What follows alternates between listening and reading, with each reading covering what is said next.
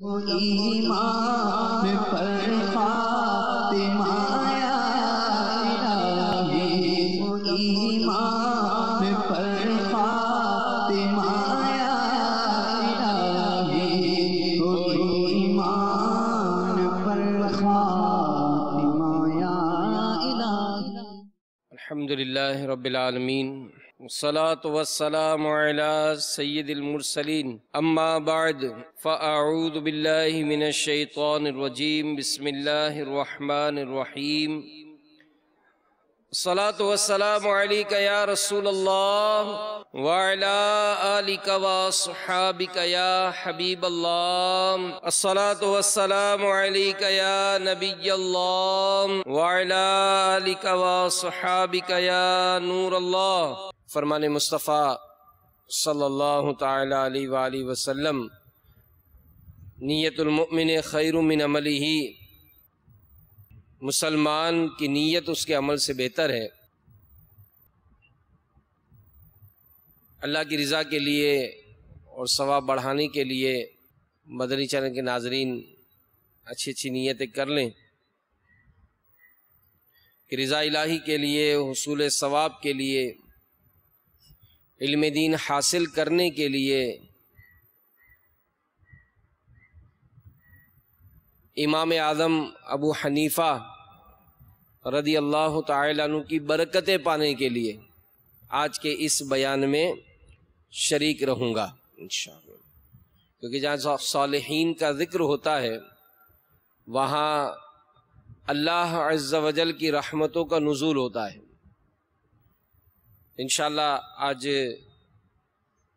ہم امام اعظم رضی اللہ تعالی عنہ کا تذکرہ سنیں گے، اور جو باتیں سنوں گا اسے یاد رکھوں گا، عمل کروں گا، دوسروں تک پہنچانے کی کوشش کروں گا۔ صلو علی الحبیب صلی اللہ تعالی علی محمد۔ فرمان مصطفیٰ صلی اللہ علیہ وآلہ وسلم، جو شخص بروز جمعہ مجھ پر 100 بار درود پاک پڑھے، جب وہ قیامت کے روز آئے گا تو اس کے ساتھ ایک ایسا نور ہوگا کہ اگر وہ ساری مخلوق میں تقسیم کر دیا جائے تو سب کو کفایت کرے۔ قلیل روزی پہ دو قناعت،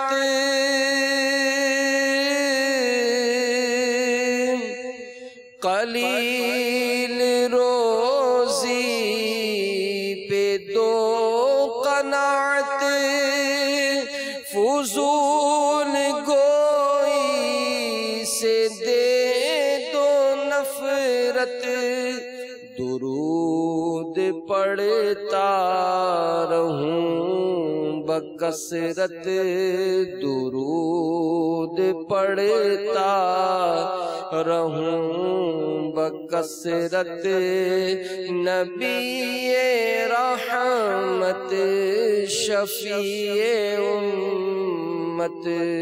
صلو علی الحبیب صلی اللہ تعالی علی محمد۔ امیر اہل سنت بانی دعوت اسلامی حضرت علامہ مولانا ابو بلال محمد الیاس عطار قادری رضوی ضیائی دامت برکاتہم العالیہ نے ایک بڑا خوبصورت رسالہ لکھا ہے، اشکوں کی برسات، یعنی فیضان امام اعظم کے حوالے سے۔ تو میں ضرور مشورہ دوں گا کہ یہ رسالہ بھی ضرور پڑھا جائے، بہت ہی معلوماتی ایمان افروز رسالہ ہے۔ اس کے صفحہ نمبر 14 پر آپ ایک حکایت نقل کرتے ہیں کہ سیدنا امام فخر الدین رازی رحمۃ اللہ تعالی علیہ فرماتے ہیں کہ امام اعظم ابو حنیفہ رحمۃ اللہ تعالی علیہ اپنے ایک غیر مسلم مقروض، یعنی جس کو قرض دیا تھا امام اعظم نے، تو قرضہ وصول کرنے کے لیے تشریف لے گئے، تو اتفاق سے اس کے مکان کے قریب آپ رحمۃ اللہ تعالی علیہ کے نعل پاک یعنی جوتی مبارک میں کیچڑ لگ گئی۔ اب کیچڑ چھڑانے کے لیے جب آپ نے اپنی نعل پاک کو یعنی جوتی مبارک کو جھاڑا تو کچھ کیچڑ اڑ کر اس کی دیوار پر لگ گئی۔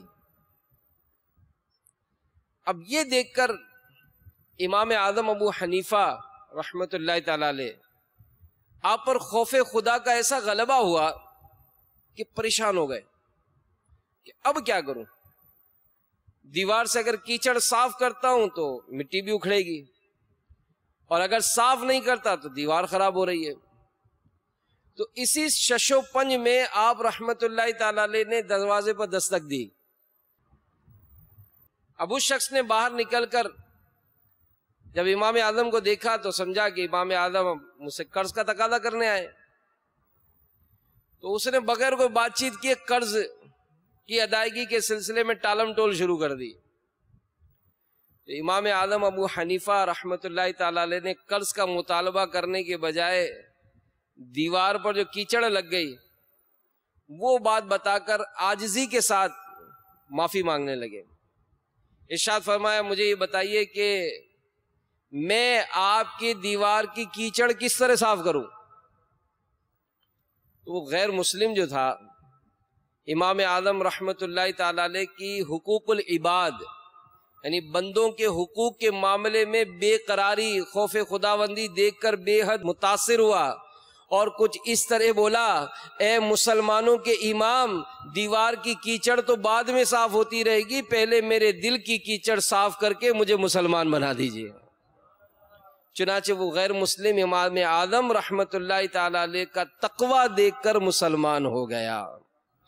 جو بے مثال آپ کا ہے تقوی، تو بے مثال آپ کا ہے فتویٰ، ہے علم و تقوی کہ آپ سنگم امام اعظم ابو حنیفہ۔ الحمدللہ ہمیں امام اعظم سے محبت ہے، الحمدللہ۔ تو دیکھیں کہ یہ بزرگوں کے جب آراس منائے جاتے، عرس منائے جاتے، تو اس وقت خصوصیت کے ساتھ ان کی سیرت کا مطالعہ کیا جائے۔ تو اے عاشقان امام اعظم، اے مدنی چینل کے ناظرین، دیکھا آپ نے کہ ہمارے امام اعظم یہ بندوں کے حقوق کے معاملے میں اللہ سے کس طرح ڈرتے تھے۔ تو اس حکایت سے ان لوگوں کو درس حاصل کرنا چاہیے جو دوسروں کے لیے جان بوجھ کر تکلیف کا سامان کرتے، گھروں کی دیواروں سیڑھیوں کو پان کی پچکاریوں سے بدنما بناتے، پڑوسیوں کے گھروں کے سامنے کوڑا پھینکتے۔ تو یاد رکھیے، یہاں دنیا میں جس کا حق ضائع کیا، اگر اس نے معافی تلافی کی ترکیب نہ بن سکی تو اس صاحب حق کو قیامت کے دن اپنی نیکیاں دینی پڑیں گی، اور اگر اس سے بھی حق ادا نہ ہوا تو پھر کیا ہوتا ہے، پھر جناب اس کے گناہ یہ بوجھ اٹھانا پڑے گا۔ مثلا جس نے بلا عذر شرعی کسی کو جھاڑا ہوگا، گھور کر کسی کا بھی دل دکھایا ہوگا، کسی کو مارا ہوگا، کسی کے پیسے دبا لیے ہوں گے، پوسٹر چاکنگ وغیرہ کے ذریعے کسی کی دیوار خراب کی ہوگی، کسی کی دکان مکان کے آگے جگہ گھیر کر اس کے لیے ناحق پریشانی کا سامان کیا ہوگا، کسی کی اسکوٹر کار کو اپنی گاڑی سے نقصان پہنچ کر راہ فرار اختیار کی ہوگی، یا بھاگ نہ سکنے کی صورت میں بعض ہوتے ہیں چرب زبانی کے ذریعے ذرا روب جما کر، بدماشی کر کے، ذرا ڈنڈا دکھا کر سامنے والے کو چپ کرا دیتے ہیں۔ لیکن اگر اس کا حق دبایا ہے تو چاہے وہ دنیا میں نمازیں پڑھتا ہوگا، حج و عمرہ ادا کرنے والا ہوگا، خوب صدقہ و خیرات کرنے کا عادی ہوگا، بڑی بڑی نیکیاں ہوں گی، لیکن جب وہ روز قیامت آئے گا تو تمام وہ نیکیاں لوگ لے جائیں گے جن کو اس نے ناحق نقصان پہنچایا ہوگا، یا بلا اجازت شرعی کسی کی دل آزاری کا باعث بنا ہوگا، اور یوں دوسرے کا حق مارنے کے سبب حاجی، نمازی، روزہ دار، تہجد گزار ہونے کے باوجود وہ شخص جہنم میں جا پڑے گا۔ تو ہم کو چاہیے کہ اپنے بچوں کو بھی گھر والوں کو بھی اس بات کی تربیت دیں، اور سب سوچیں، چھوٹا بڑا اس وقت جو مجھے دیکھ رہے ہیں، جو سن رہے ہیں، سب سوچیں، غور کریں کہ مجھ سے کسی کی حق تلفی تو نہیں ہوئی۔ اب جیسے شب برات کا وقت قریب ہے، 15 شعبان شب برات آتی ہے، اور اس میں نامہ اعمال رب تعالیٰ کے حضور پیش کیے جاتے ہیں، تو امیر علیہ سنت خاص کر ان دنوں میں تو ترغیب دلاتے ہیں معافی تلافی کرتے رہا کریں، یہاں تک کہ شوہر اپنی بیوی سے بھی معافی تلافی کرے، بچوں سے بھی معافی تلافی کرے، جو آپس میں رہتے ہیں، چاہے آپ ایک فیکٹری میں کام کرتے ہیں، آپ مینیجر ہیں، آپ سیٹ ہیں، آپ کا ڈرائیور ہے، آپ کا خانسامہ ہے، آپ کا مالی ہے، کوئی بھی ہے، ہم جب آپس میں بیٹھتے اٹھتے ہیں تو ظاہر نفس و شیطان کے مارے کبھی ہوتا ہے کہ زبان چل جاتی ہے، دل دکھ جاتا ہے، ہمیں پتہ بھی نہیں ہوتا۔ بعض دوستوں کی ایسی معمولات ہوتے ہیں کہ ایک دوسرے سے بات چیت کرتے ہیں، مذاق اڑاتے ہیں کہ یار اس سے تو میری مذاق چلتی ہے۔ اب ظاہر ہے اس کے مذاق چلتی ہے، وہ اس وقت آپ کو کچھ نہیں کہہ رہا، لیکن در حقیقت اس کا دل ٹوٹ رہا ہوگا، وہ لنگڑا کر چلتا ہے، ہم اس کو اے لنگڑے اینگ لنگڑے، اگر کسی سبب سے اس کی آنکھ خراب ہو گئی، او کانے او کانے او ٹھنگنے او لمبے، یہ بسا اوقات ہم کہتے ہیں اور ہم یہ سمجھتے ہیں کہ جناب میری اس کے چونکہ گیدرنگ ہے اس لیے فرق نہیں پڑتا، فرق پڑتا ہے، دل اس کا دکھتا ہے، وہ بظاہر سب لوگوں کے سامنے آپ کو کچھ بول نہیں سکتا ہے کہ اگر بولوں گا تو میری کچھ اور مذاق اڑے گی، میری اور کچھ معاملات ہوں گے، لیکن ہمیں خود احساس کرنا چاہیے کسی مسلمان کو ہم اپنی زبان سے تکلیف نہ دیں، ان سب باتوں پر احتیاط کرنی چاہیے۔ اللہ تعالی ہم سب کو عمل کی توفیق عطا فرمائے۔ تو ایسے لوگ جو بندوں کے حقوق کی بالکل پرواہ نہیں کرتے، ایک اور حکایت سنیے امام اعظم کا واقعہ، اس میں نصیحت کے مدنی پھول سنیے۔ چنانچہ حضرت مسعر بن کدام رحمت اللہ تعالیٰ علیہ فرماتے کہ ایک روز ہم امام اعظم کے ساتھ کہیں جا رہے تھے، بے خیالی میں امام اعظم رحمت اللہ تعالیٰ علیہ کا مبارک پاؤں ایک لڑکے کے پیر پر پڑ گیا، لڑکے کی چیخ نکل گئی، اس کے منہ سے بے ساختہ یہ نکلا کہ جناب کیا آپ قیامت کے روز لیے جانے والے انتقام خداوندی سے نہیں ڈرتے؟ اب یہ سننا تھا کہ امام اعظم پر لرزہ طاری ہو گیا اور آپ غش کھا کر زمین پر تشریف لے آئے۔ کچھ دیر کے بعد جب ہوش آیا تو مسعر بن کدام رحمت اللہ تعالی علیہ نے عرض کی ایک لڑکے کی بات سے اس قدر آپ گھبرا کیوں گئے؟ ارشاد فرمایا کیا معلوم اس کی آواز غیبی ہدایت ہو۔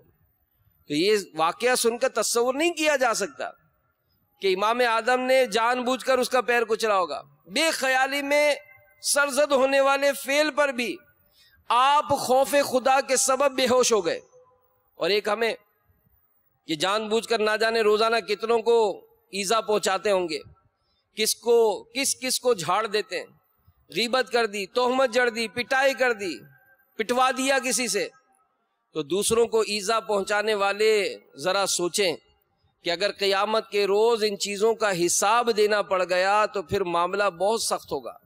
منقول ہے کہ جو لوگوں کو تکلیف دیتے ہوں گے تو ان کے بارے میں منقول ہے کہ جہنم میں ان پر کھجلی مسلط کر دی جائے گی، وہ اس قدر کھجائیں گے کہ ان کا گوشت پوشت سب جھڑ جائے گا، صرف ہڈیاں رہ جائیں گی۔ اس وقت پکار پڑے گی کہ اے فلاں کیا تجھے تکلیف ہو رہی ہے؟ وہ کہے گا ہاں، تو کہا جائے گا کہ یہ اس ایذا کا بدلہ ہے جو تو مومنوں کو دیا کرتا تھا۔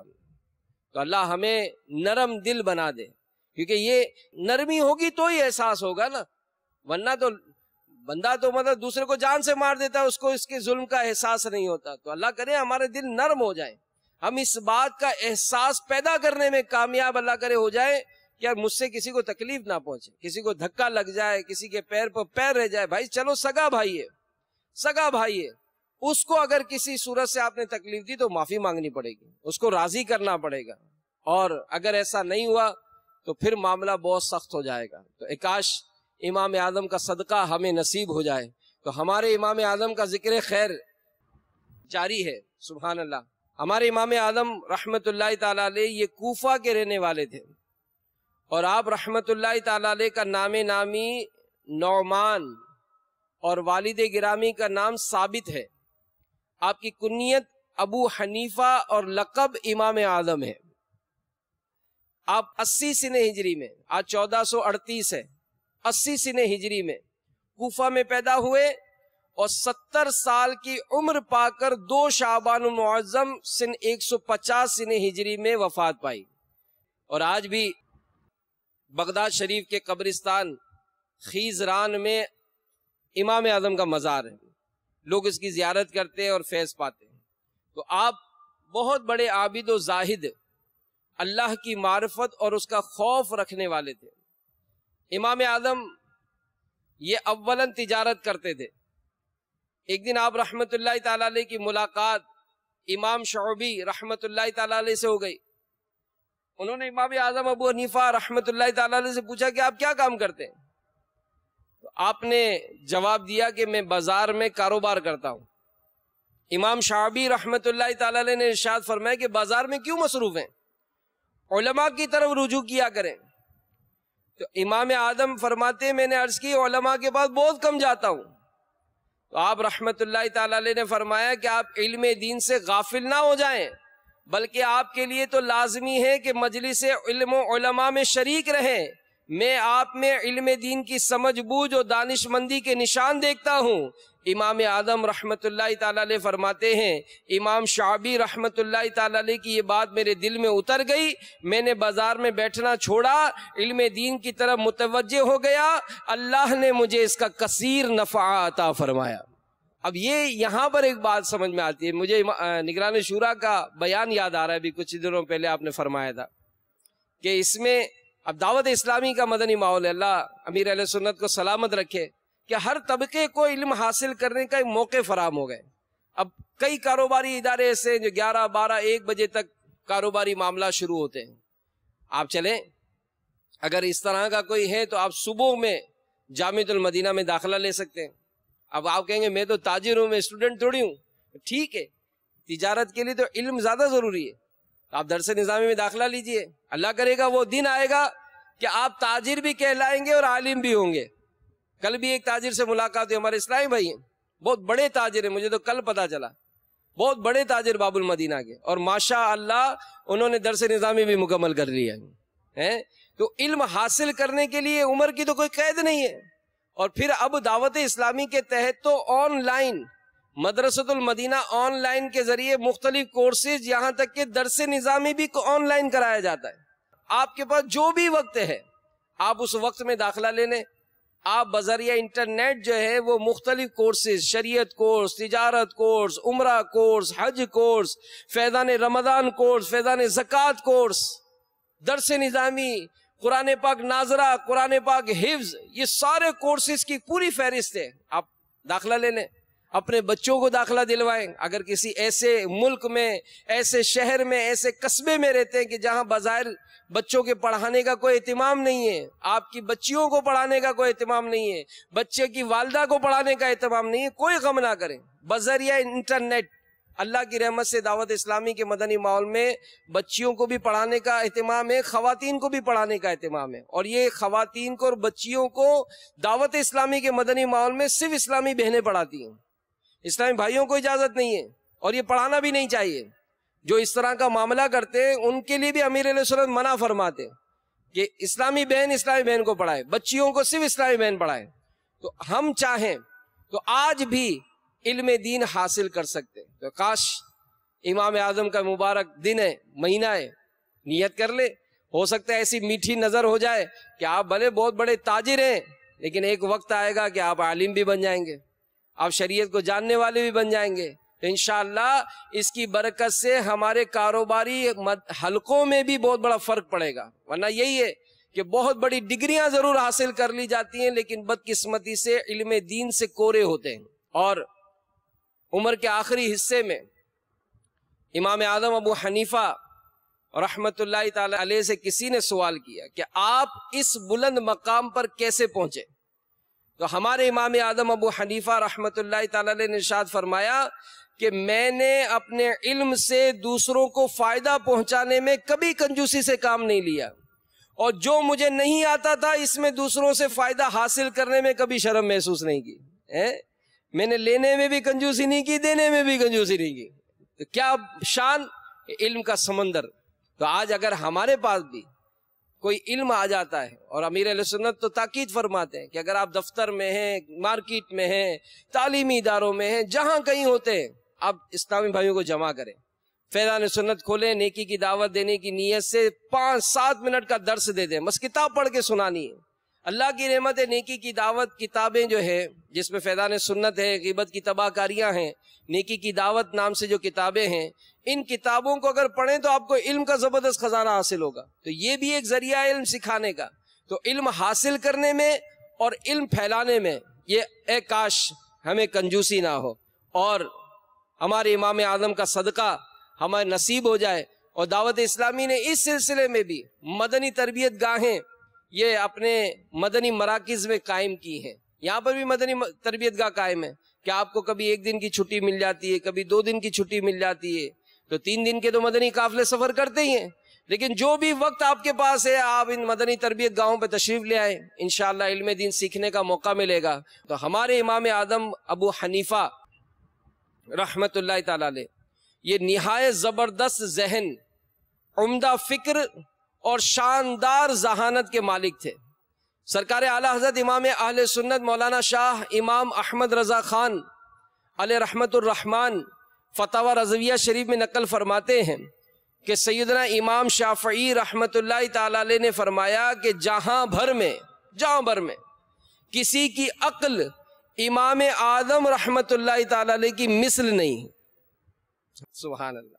اللہ تعالیٰ امام اعظم کے مزار فائز الانوار پر کروڑہ رحمت نازل فرمائے. آپ بہت متقی پرہیزگار تھے اور آپ کے جو شاگرد تھے انہوں نے بھی آپ کی بڑی تعریفیں کی. حضرت یزید بن ہارون فرماتے ہیں کہ میں نے 1000 استادوں سے علم حاصل کیا مگر امام صاحب کو تقوی اور زبان کی حفاظت میں سب سے بڑھ کر پایا جو آپ کی صحبت میں رہے. ایک بزرگ فرماتے ہیں کہ ایک مرتبہ امام اعظم رحمت اللہ تعالی علیہ کی صحبت پانے کے لیے میں حاضر ہو گیا.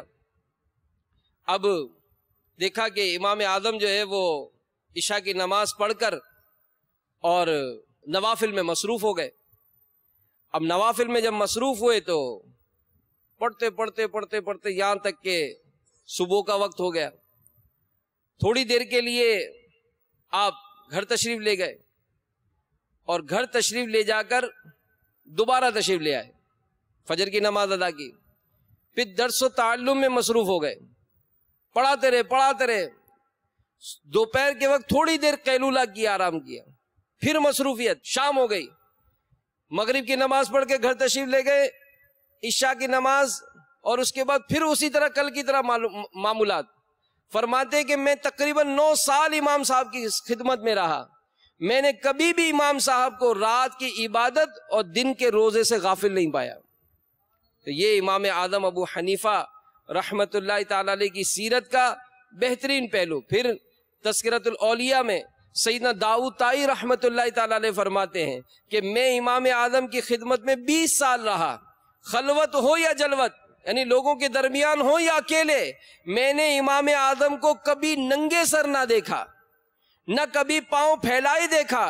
ایک بار عرض کی حضور تنہائی میں تو پاؤں پھیلا لیا کریں، فرمایا مجمع میں لوگوں کا احترام کروں اور اللہ کا تنہائی میں احترام نہ کروں، یہ مجھ سے نہیں ہو سکتا. سبحان اللہ. اب جیسے رمضان کا مہینہ آ رہا ہے، سبحان اللہ، امام اعظم کی شان دیکھیے کہ جب رمضان آتا تو آپ کے معمولات کیا ہوتے. امام ابو یوسف رحمت اللہ تعالی علیہ فرماتے ہیں کہ امام اعظم رحمت اللہ تعالی علیہ رمضان المبارک میں مع عید الفطر 62 قرآن پاک ختم فرمایا کرتے. دن کو 1، رات کو 1، تراویح کے اندر سارے ماہ میں 1 اور عید کے دن 1. یہ امام اعظم تھے اور ہم محبت کرتے ہیں اور امام صاحب سے محبت. سبحان اللہ. ان کے معاملات کیا ہیں سنیے کہ سیدنا امام اعظم ابو حنیفہ نے اپنی زندگی میں 55 حج کیے. جب آخری بار حج کرنے کی سعادت حاصل کی تو خدام کعبہ نے آپ کی خواہش پر باب الکعبہ کھول دیا. آپ رحمت اللہ تعالی علیہ بصد عجز و نیاز اندر داخل ہوئے اور بیت اللہ کے 2 ستونوں کے درمیان کھڑے ہو کر 2 رکعت میں پورا قرآن پاک ختم کیا. رو رو کر دیر تک مناجات کرتے رہے. آپ رضی اللہ تعالیٰ عنہ مشغول دعا تھے کہ بیت اللہ کے گوشے سے یعنی کونے سے آواز آئی، تم نے اچھی طرح ہماری معرفت یعنی پہچان حاصل کی، خلوص کے ساتھ خدمت کی، ہم نے تم کو بخشا اور قیامت تک جو تمہارے مذہب پر ہوگا یعنی تمہاری تقلید کرے گا اس کو بھی بخش دیا. ہم کس قدر خوش نصیب ہیں کہ حضرت سیدنا امام اعظم ابو حنیفہ رحمت اللہ تعالیٰ علیہ کا دامن کرم ہمارے ہاتھ میں آیا. ہم حنفی ہیں نا، جو ایشیا میں کثیر تعداد حنفیوں کی ہے، امام اعظم کی تقلید کرنے والے ہیں. تو بشارت ملی کہ جو تمہارے مذہب پر ہوگا یعنی تمہاری تقلید کرے گا اس کو بھی بخش دیا. اللہ ہمارے امام اعظم پر کروڑا رحمت نازل فرمائے. ہمارے امام اعظم رحمت اللہ تعالی علیہ پر میٹھے میٹھے مصطفیٰ صلی اللہ علیہ وآلہ وسلم کا بے حد لطف و کرم تھا. مدینہ منورہ زادہ اللہ شرفا و تعظیمہ میں جب آپ رضی اللہ تعالی عنہ نے سرکار مدینہ صلی اللہ علیہ وآلہ وسلم کے روضہ پر انوار پر اس طرح سلام عرض کیا، السلام علیک یا سید المرسلین، تو روضہ انور سے جواب کی آواز آئی، وعلیک السلام یا امام المسلمین. تمہارے دربار کا گدا ہوں میں، سائل عشق مصطفیٰ ہوں. کرو کرم بہر غوث اعظم، کرو کرم بہر غوث اعظم، امام اعظم ابو حنیفہ. سیدنا امام اعظم ابو حنیفہ رحمت اللہ تعالی علیہ جب تحصیل علم سے فراغت حاصل کر لی تو گوشہ نشینی اختیار فرمائی. ایک رات جناب رسالت مآب صلی اللہ علیہ وآلہ وسلم نے خواب میں کرم فرمایا. خواب میں سرکار کی زیارت ہوئی. میٹھے میٹھے مصطفیٰ صلی اللہ علیہ وآلہ وسلم نے ارشاد فرمایا کہ اے ابو حنیفہ، اللہ عز و جل نے آپ کو میری سنت زندہ کرنے کے لیے پیدا فرمایا. آپ گوشہ نشینی کا ہرگز قصد یعنی ارادہ نہ کریں. تو میرے میٹھے میٹھے پیارے پیارے اسلامی بھائیوں، انہی باتوں کو جب پیش نظر دیکھتے ہیں تو امام اعظم کے شب و روز علم دین سیکھنے، پڑھنے، پڑھانے اور اس میں ہی مصروف نظر آتے ہیں. اور عبادت کے معاملات سبحان اللہ الخیرات الحسان میں ہے. آپ نے مسلسل 30 سال روزے رکھے، 30 ایئرس، 30 سال روزے رکھے. 30 سال ایک رکعت میں قرآن پاک ختم کرتے رہے. 40 بلکہ 45 سال تک ہمارے امام اعظم ابو حنیفہ نے عشاء کے وضو سے فجر کی نماز ادا فرمائی. جس مقام پر، اے عاشقان امام اعظم سنیے، جس مقام پر ہمارے امام اعظم کی وفات ہوئی اس مقام پر ہمارے امام اعظم ابو حنیفہ نے 7000 مرتبہ قرآن پاک کو مکمل فرمایا. حضرت سیدنا عبداللہ بن مبارک رحمت اللہ تعالی علیہ کے سامنے امام اعظم پر کسی نے اعتراض کیا تو آپ رحمت اللہ تعالی علیہ نے فرمایا، کیا تم ایسے شخص پر اعتراض کرتے ہو جس نے 45 سال تک 5 نمازیں ایک ہی وضو سے ادا کی؟ وہ ایک رکعت میں پورا قرآن کریم ختم کر لیتے تھے. میرے پاس جو کچھ فقہ ہے وہ انہی سے سیکھا ہے. روایت میں ہے کہ امام اعظم ابو حنیفہ شروع میں ساری رات عبادت نہیں کرتے تھے. آپ رحمت اللہ تعالیٰ نے ایک بار کسی کو یہ کہتے سنا کہ ابو حنیفہ ساری رات سوتے نہیں ہیں. چنانچہ اس کے حسن زن کی لاج رکھتے ہوئے آپ رضی اللہ تعالیٰ عنہ نے تمام رات عبادت شروع کر دی. یعنی ہمارا معاملہ بالکل الٹ ہے کہ ہم مطلب یوں معاملات میں بہت پیچھے ہوتے ہیں اور ہماری کوئی تعریفیں کرتا رہے تو خاموشی سنتے رہے کہ جناب یہ بڑی عبادت کرتے ہیں، بڑی تلاوت کرتے ہیں. اب تلاوت کیا کرنی ہے، ہم تو فجر کی نماز بھی قضا کر رہے، جماعت سے نماز پڑھنے کا بھی اہتمام نہیں ہے، ذکر و اذکار کا بھی سلسلہ نہیں ہے، تلاوت قرآن کا بھی سلسلہ نہیں. ٹھیک ہے، قاری صاحب ہیں، حافظ صاحب ہیں، عالم صاحب ہیں، جو بھی ہمارے القابات لوگوں نے لگائے، بڑی محبت کرتے ہیں، لیکن اپنے بارے میں غور کریں کہ لوگ جس طرح سمجھتے ہیں اس طرح ہیں نہیں. ہم پھر بھی اپنے آپ کو مطمئن کرتے ہیں. اور امام اعظم ابو حنیفہ کے بارے میں کسی نے اس نے ظن کیا تو ہمارے امام اعظم نے ساری رات عبادت کرنا شروع کر دی. تو ہمارے امام اعظم سبحان اللہ یہ استادوں کا کیسا احترام کرتے. الخیرات الحسان میں ہے کہ امام اعظم رضی اللہ تعالیٰ عنہ نے زندگی بھر اپنے استاذ محترم سیدنا امام حماد رحمت اللہ تعالی علیہ کے مکان عظمت نشان، یعنی استاد صاحب کا مکان جس طرف تھا اس طرف پاؤں پھیلا کر نہیں لیٹے. حالانکہ امام صاحب کے جو استاد تھے ان کا مکان تقریباً 7 گلیاں بیچ میں پڑتی تھیں، مگر امام اعظم استاد کے گھر کی طرف پاؤں کر کے لیٹتے نہیں تھے. تو میرے میٹھے میٹھے اور پیارے پیارے اسلامی بھائیوں، مدنی چینل کے ناظرین، یہ استاد کا احترام کیسا تھا. جبھی تو آپ علم دین کی دولت سے نہال و مالا مال ہو گئے. سیدنا عبداللہ بن عباس رضی اللہ تعالی عنہ کا بھی اپنے استاد محترم کے ساتھ احترام مثالی تھا. چنانچہ دعوت اسلامی کے اشاعتی ادارے مکتبۃ المدینہ نے ملفوظات اعلیٰ حضرت شائع کیے. اس میں سرکار اعلیٰ حضرت کا ارشاد ہے کہ سیدنا عبداللہ بن عباس رضی اللہ تعالی عنہما فرماتے ہیں کہ جب میں علم دین سیکھنے کے لیے حضرت زید بن ثابت کے در دولت پر جاتا اور وہ باہر تشریف نہ رکھتے ہوتے تو میں بطور احترام اپنے استاد کو آواز نہ دیتا تھا. ان کی چوکھٹ پر سر رکھ کر لیٹتا، ہوا خاک ریتا اڑا کر مجھ پر ڈالتی. پھر جب استاد باہر تشریف لاتے تو فرماتے کہ ابن عم رسول، یعنی اے رسول اللہ کے چچا کے بیٹے، آپ نے مجھے اطلاع کیوں نہیں کرا دی؟ میں عرض کرتا مجھے لائق نہ تھا کہ میں آپ کو اطلاع کروں. تو اعلیٰ حضرت یہ فرمانے کے بعد مزید فرماتے ہیں کہ یہ ادب کی تعلیم قرآن پاک نے تعلیم ارشاد فرمائی. چنانچہ پارہ 26 سورۃ الحجرات آیت نمبر 4 اور 5 میں اللہ تبارک و تعالی ارشاد فرماتا ہے، ترجمہ کنز ایمان، بے شک وہ جو تمہیں حجروں کے باہر سے پکارتے ہیں ان میں اکثر بے عقل ہیں، اور اگر وہ صبر کرتے یہاں تک کہ تم آپ ان کے پاس تشریف لاتے تو یہ ان کے لیے بہتر تھا، اور اللہ بخشنے والا مہربان ہے. تو یہاں ایک مسئلہ توجہ سے سماعت فرمائیں کہ دینی استاد کے احترام ہوگا. استاد، دینی استاد، اس کا احترام کے اور اس کے بارے میں یہ فرمایا گیا. اور وہ کون ہوگا؟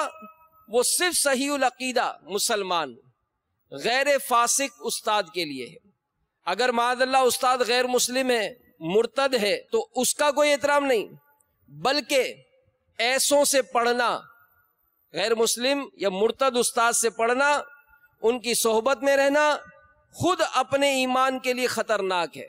مرتد استاد کے شاگرد پر حق کے بارے میں میرے آقا اعلیٰ حضرت کی خدمت بابرکت میں سوال ہوا تو فرمایا اس قسم کے استاد کا شاگرد پر وہی حق ہے جو کہ فرشتوں کے سابقہ استاد شیطان لعین کا فرشتوں پر ہے، کہ فرشتے اس پر لعنت بھیجتے ہیں، قیامت کے دن اپنے استاد کو گھسیٹ گھسیٹ کر دوزخ میں پھینک دیں گے. تو بیان کردہ دونوں حکایتوں سے بالخصوص وہ طلبہ درس حاصل کریں جو اپنے مسلمان دینی اساتذہ کا احترام کرنے کے بجائے ان کی توہین کرتے ہیں، پیچھے سے ان کا مذاق اڑاتے پھرتے ہیں. ایسے طلبہ کو علم دین کی اصل روح کیوں کر حاصل ہو سکتی ہے؟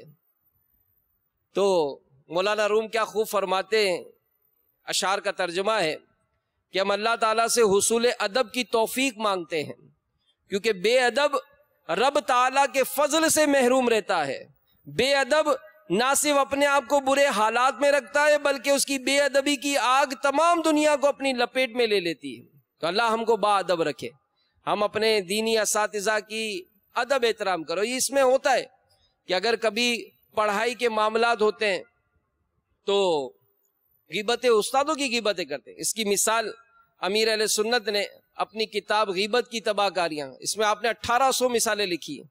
تو ان مثالوں میں چند ایک یہ بھی ہے کہ جو نادان طلبہ اپنے اساتذہ کا نام بگاڑتے ہیں، مذاق اڑاتے ہوئے ان کی نقلیں اتارتے ہیں، تہمتیں لگاتے ہیں، بدگمانیاں کرتے ہیں، غیبتیں کرتے ہیں، تو ان کے انداز کیا ہوتے ہیں؟ مثلا آپس میں طلبہ بات کرتے ہیں، آج استاد صاحب کا موڈ آف لگ رہا ہے، لگتا ہے گھر سے لڑ کر آئے ہیں. یہ شاگرد آپس میں باتیں کر رہے ہیں. بات کس کی کر رہے ہیں؟ استاد کی. تو اگر استاد کی غیبتیں کریں گے تو علم کی برکتیں کیسے ملیں گی؟ پھر کسی نے کہا کہ یہ فلاں مدرسے میں پڑھاتے تھے، وہاں تنخواہ کم تھی، زیادہ تنخواہ کے لیے ہمارے مدرسے میں آئے. آپ بات کس کی کر رہے ہیں؟ اپنے استاد کی. پھر کوئی کہتا ہے توبہ توبہ، ہمارے استاد صاحب، ہمارے قاری صاحب یہ بڑی لڑکیوں کو ٹیوشن پڑھانے ان کے گھر جاتے ہیں. آپ کو اس بات کی اجازت نہیں ہے کہ اگر استاد صاحب سے کوئی غلطی بھی ہو گئی ہے تو ان کے پیٹھ پیچھے باتیں کریں. پھر استاد صاحب پڑھانے میں مجھ غریب پر کم اور فلاں مالدار کے لڑکے پہ زیادہ توجہ دیتے. اب سوچ لیں اگر ایسا ہوا ہے یا ایسی سوچ بنتی ہے، ایسی گفتگو ہوتی ہے تو ہمیں توبہ کرنی چاہیے. ہمارے استاد صاحب جب دیکھو مجھے ذلیل کرتے رہتے، طلباء پر بلا وجہ سختی کرتے. پڑھانا آتا نہیں ہے، استاد بن بیٹھے. دیکھا آج استاد صاحب میرے سوال پر کیسے پھنسے. یہ کون باتیں کر رہا ہے؟ یہ طلباء باتیں کر رہے ہیں. تو ایسے طلباء علم کی برکتیں نہیں پا سکتے. تو اس سے اندازہ لگاتے جائیں کہ کئی ایسی باتیں ہوتی ہیں جو اپنے اساتذہ کے متعلق جو ہے وہ ہم کر لیتے ہیں. اور یہی بات اپنے تمام بڑوں کے متعلق، جو بھی بڑے ہیں، چاہے وہ بڑے بھائی ہیں، والد صاحب ہیں، دادا جان ہیں، گھر کے بڑے ہیں. اسی طرح اگر ملازم ہے تو سیٹھ کے بارے میں، بیوی ہے تو شوہر کے بارے میں، شوہر ہے تو بیوی کے بارے میں. اگر معاشرہ ہمارا ایک دوسرے کے حقوق کا خیال کرے، ایک دوسرے کا ادب اور احترام کرے تو ضرور ہمیں اس کی برکتیں ملیں گی. اللہ تعالی ہم سب کو عمل کرنے کی توفیق عطا فرمائے. آمین بجاہ النبی الامین صلی اللہ تعالی علیہ وآلہ وسلم. صلو علی الحبیب صلی اللہ تعالی علی محمد. ایمان پر خاتمہ یا الہی، ایمان پر خاتمہ